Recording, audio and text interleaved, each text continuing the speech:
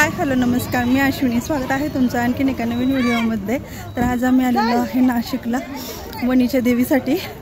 तर वणीचं मंदिर कसं आहे ते तुम्हाला दाखवते. वातावरण बघा कसं भारी झालेलं आहे. चॅनलवर नवीन असेल तर चॅनलला लाईक शेअर आणि सबस्क्राईब करा.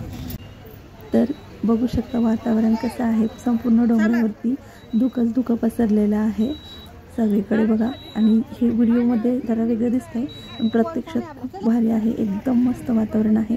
तर बघा आम्ही सगळ्या बसमधून उतरलेलो आहे आणि सप्तशृंगी मातेच्या दर्शनासाठी आता पुढे चाललेलो आहे. तर बघा एकच नंबर वातावरण आहे, किती मस्त असं. तर आता सगळ्या चाललेलो आहे. तर तिकडनं रोपवे येते, तिकडे आपल्यावरती मंदिर आहे, तिकडे जायचं आहे. तर चला आपण जाऊया.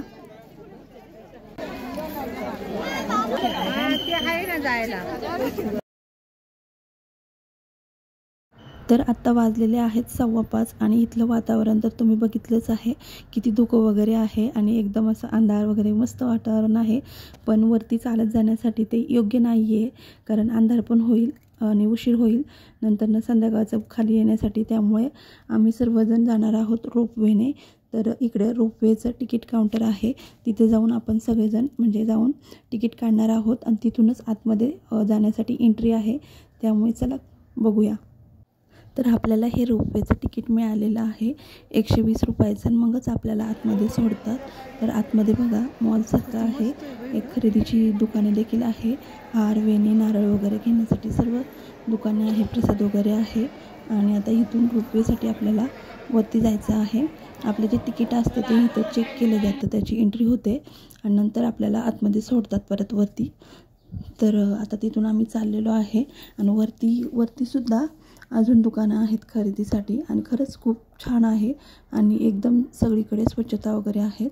तर बघा ह्या महिला देखील चाललेल्या आहेत वरती रोपवेमध्ये बसण्यासाठी. आम्हीसुद्धा पहिल्यांदाच बसणार आहोत, त्यामुळे खूप उत्सुकता आहे. तर बघा एक रोपवे वरती चाललेली आहे भरून आणि एका रोपवेमध्ये 10 माणसं बसवतात म्हणजे. तर आता आम्ही पण जाणार आहेत. तिकडच्या साईडने पण बघा महिला चाललेल्या आहेत रोपवेमध्ये बसण्यासाठी. प्रत्येक टप्प्यावर बसतात. आता इथं आम्ही बसत आहोत, पहिल्यांदाच बसतोय त्यामुळे थोडी भीती पण वाटत होती. पण एकदा चालू झाल्यावरती काहीच नाही वाटलं, कारण बाहेर सगळीकडे धुकेच आहे. त्यामुळं खाली काही दिसत नव्हतं उंच वगैरे, त्यामुळे धुक्यामुळे. तर त्यामुळे भीती नाही वाटली आणि एकदम मस्त वाटलं. जसं काय की आपण एखाद्या लिफ्टमध्ये चाललो आहे असंच वाटत होतं. धुक्यांमुळे जास्त दिसत नाही पण भरपूर उंचावरती आहे मंदिर ते. तर बघा मंदिरामध्ये आम्ही आलेलो आहे. इथं किती गर्दी आहे दर्शनासाठी. मंदिराचं काम देखील चालू आहे बघा आणि लाईटीच्या प्रकाशामध्ये धुकं जाताना दिसत आहे आणि एकदम असं तिथं ना वेगळाच असा गारवा मस्त वाटत होतं वरती मंदिरात. पण एवढी गर्दी असून सुद्धा अजिबात गरम वगैरे होत नव्हतं धुक्यांमुळे आणि खरंच खूप मस्त होतं.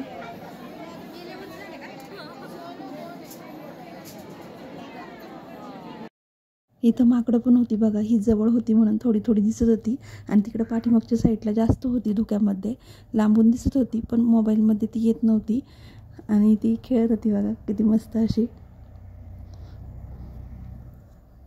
तर बघा मंदिराचं काम चालू आहे साईडनी आणि मंदिर हे पूर्ण डोंगरामध्ये आहे. देवीसुद्धा अशी डोंगरामध्येच आहे आणि देवीला पाहिल्यावरती खरंच खूप मन प्रसन्न होऊन जातं. तर इकडे बघा मंदिराचं काम चालू आहे. असं एकदम छान असे डिझाईन वगैरे मधून बांधकाम आहे.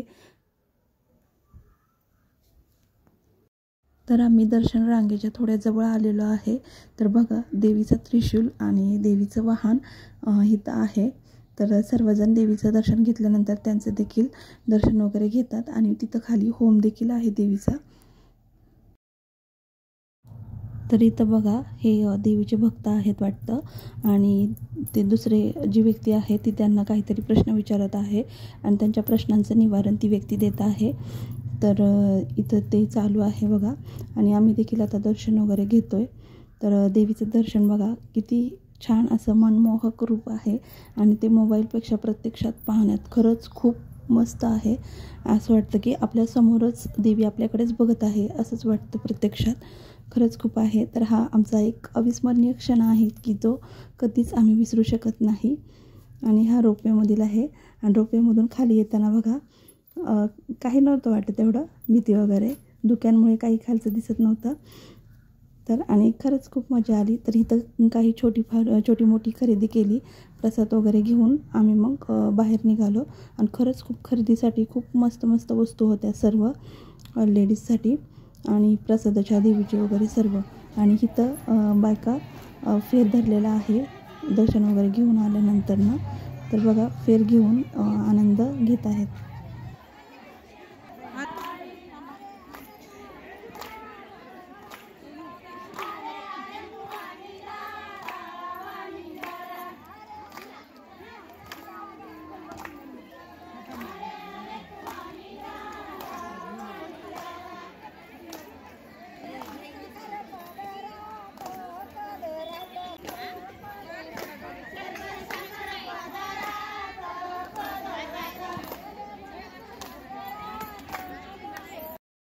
एकदम देवीच्या जवळ जाऊन दर्शन वगैरे झालं, खरेदी वगैरे झाली, प्रसाद वगैरे काही छोटे मोठे वस्तू घेऊन झाल्या.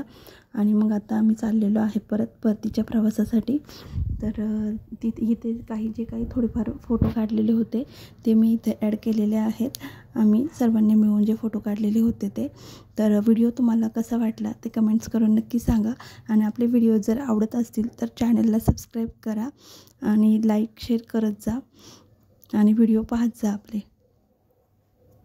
व्हिडिओ बघितल्याबद्दल धन्यवाद.